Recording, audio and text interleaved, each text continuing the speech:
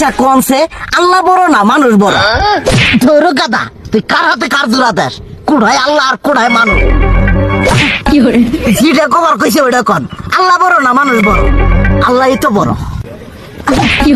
আল্লাহ বড়, তাহলে আল্লাহর কথা না হইনা মানুষের কথা শুনেন কে? কি কইতাছস? কি এর আল্লাহর কথা মানে না মানুষের কথা মানে? হ্যাঁ, কি আর মানুষের কথা শুনেন তাই না? আমনে যে ওই দিনকে ডায়াবেটিসের রোগ নিয়ে যে হাসপাতালে গেলেন, ডাক্তার আপনার কত কিছু খাবার না করলো, সব কিছু না খাই এখন চলতেছেন। তাহলে আল্লাহ যে আপনারে কইছে যে হারাম খাবার না, সুদ খাবার না, কই আপনি তো কাম কাজ বাদ দিয়ে এলাকার মধ্যে টাকা পয়সা না গায়ে খালি ওইলে দিয়েই খান। নিজেরা টিয়াও হালাল ভাবে কামাই করেন না, ওই সুদ তো না কয়টা টিয়া করে লাভ আহে ওইলে দিয়ে দিয়ে চলেন আর পেটা বড় বানাইছেন। শুনেন একটা কথা কই, হারামের কোনোদিন আরাম নাই। হালাল পথে রুজি রোজগার করেন, প্রয়োজনে এরা বেলা কম খায়েন, তাও শরীর পিণ্ডও ভালো থাকবো, কোনো রোগ বেদও হবো না, আরামও পাবেন, আল্লাহও খুশি থাকবো। তুই আমার এইভাবে বুঝাবি আগে কইলি না কে?